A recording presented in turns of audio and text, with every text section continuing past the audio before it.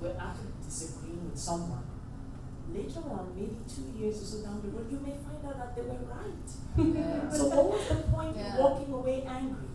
Really, at the time, you believed that you were right too, but you were mistaken. So it's just easier, and like you said, but modest, humbling, to Yeah. actually agree to disagree.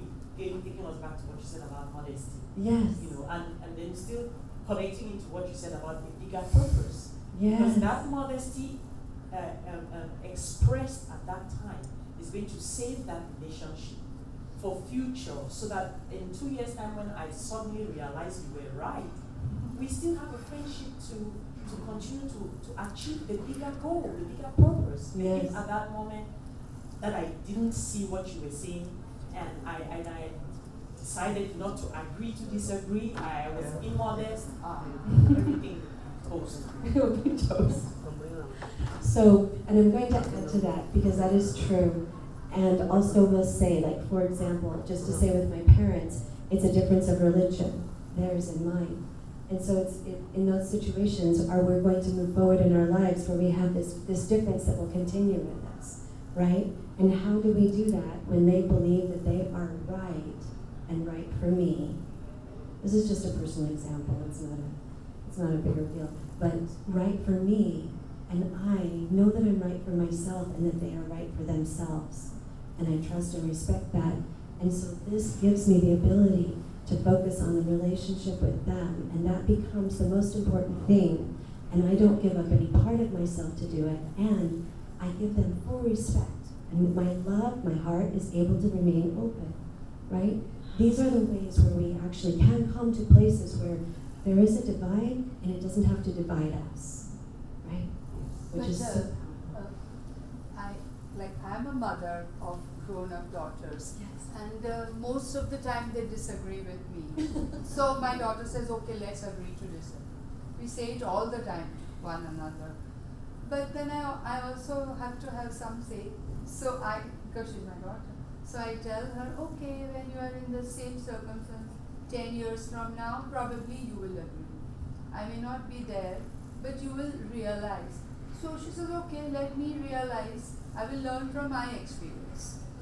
And we leave it at Beautiful. because I said, okay, I cannot argue with you because right now you are not going to listen to me. You will not agree with me. Because there's an age gap, environment is different.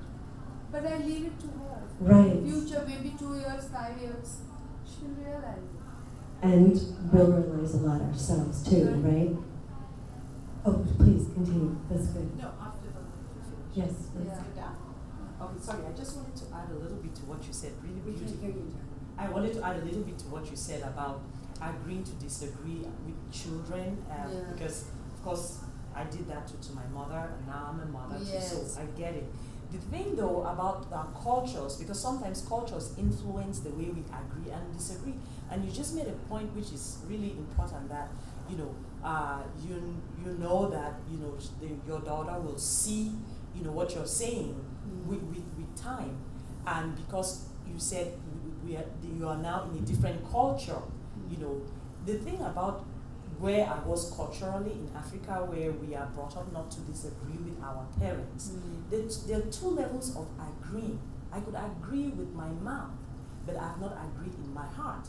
And so even in our African context, in our heritage, where there seems to be agreement, because I did a lot of seeming to agree business, but in my heart, Yes. I never agreed. Yes. And there's only for so long that you can continue that polite pretense. I call it polite pretense. Yes. Because, you don't want to offend. And So then, let's not have that. I tell them, okay. so it got to the point where I realized that the agreement from the heart is actually the best agreement. And so now when I see in my children that agreement that I think is polite pretense, I'm like, okay, I know you don't agree. I know you said it with your mouth. I know you don't agree, but that's okay.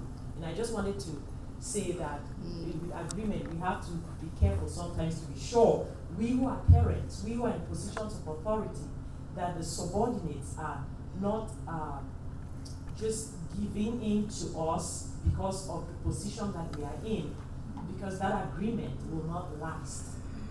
That is right, because that agreement is not influence. Influence is very different than getting agreement. Yeah.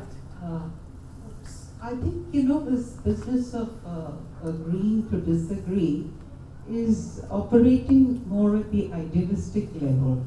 When you look at reality per se, and we're talking of parenting, that's the first example that comes to mind. If, for example, I've got a son, he's seeing a girl who I know is not right for him, and there is conflict in the sense that, I know that he'll probably lead himself to unhappiness, or whatever be the case. If I were to just say, okay, it's your choice, you carry on, does that mean that we resolve the conflict? I don't think so. How do we take on a situation like that? This is a great example, and I'm glad that you said that.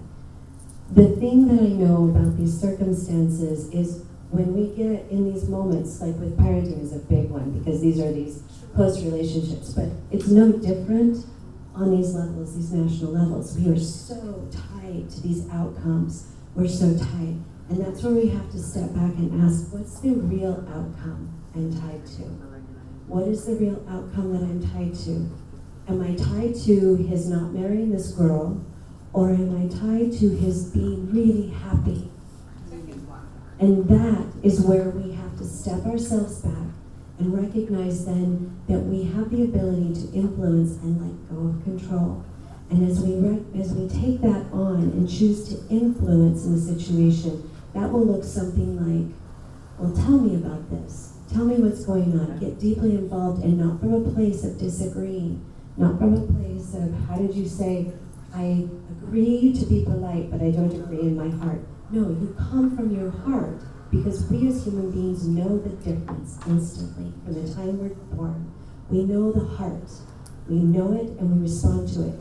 So when you open and let go of being right, even though you have the wisdom, and you come into that circumstance and you say, I want to understand you, and my goal is for you to be happy, and you have your choices in that, and I'm going to figure out how to be the best influencer for your happiness. You're going to get more from being able to create that relationship of trust, right? As she said, well, there's no buy-in, there's no marriage to the outcome. Well, that's because you have to go in from influence, not from control, not from I'm right. And that means some hard inner work, right? That's the hard inner work that we do. Yes, exactly. That's a great, both of those are great examples where it matters. I'm going to pick one more. Oh, did we do number 6? What was number 6? Okay, so number 7, I trust you to know best for you, and I trust you to choose. And that's exactly what we're talking about right here.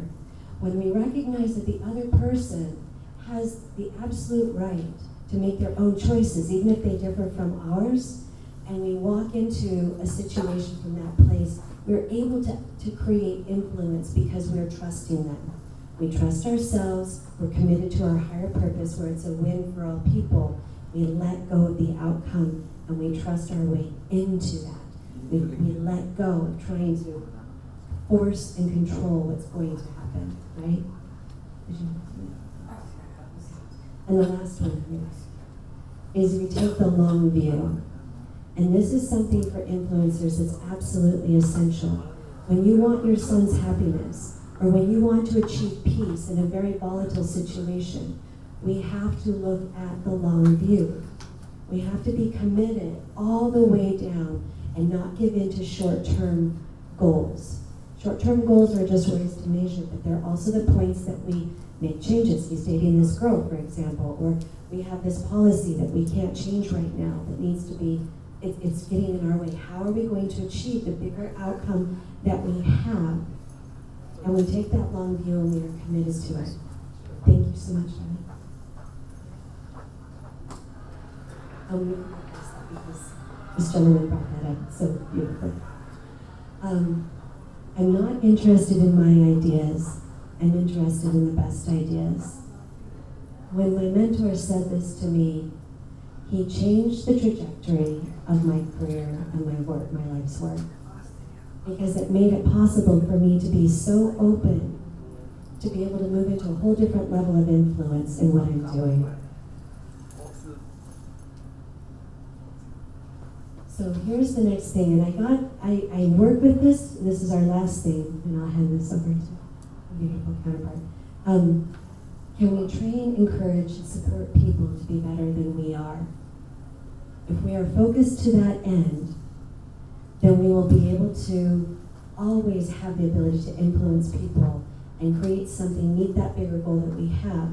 It requires us to move our own egos out of the way. It requires us to actually have a purpose that supports everybody. Like when you had your eyes closed, I was having you do that exercise. It supports that happening. All right, I'm going to hand this over to you. Thank you so much, Anna. Very insightful and thought-provoking. And I'm sure you all learned so much from the things that Anna said. And so I just want to add a few things which we kind of touched on some of them already.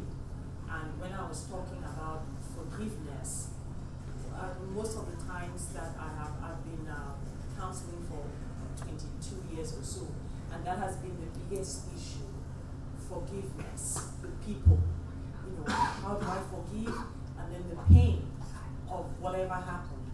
And why forgiveness is really important in influencing people. It's because, like I said, it keeps the breach open for the relationship to continue, and it sets you first free, and then it sets the other person free. And forgiveness doesn't mean that you're automatically going to feel good about it. That's the other thing. It's something that needs the process of time. And because just think about it. If you did something to someone, there have been times when we've all done something, acted in a way, and then later on we calm down and then we thought, oh, I shouldn't have said that.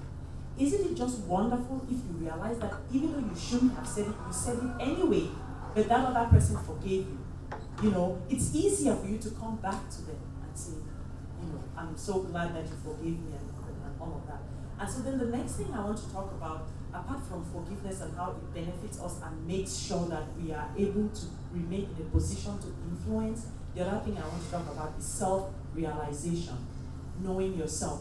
One of the greatest things that I really enjoy about my study of the Bible and teaching of the Bible is the principle, loving your neighbor as yourself. Just simple. Don't do to someone else what you will not want them to do to you.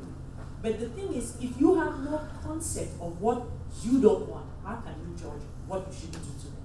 That's why abusers could become, abused people could become abusers themselves, because they didn't have any reservoir of enough good, the reservoir of enough good with them. So the first thing is draw your lines, have your values. What kind of things you don't want done to you? And then use those values, because I realize that when you write your list of things you don't like, you don't want anybody to do them to you, keep your best list. I don't want anybody to look at me, or talk at me, or whatever.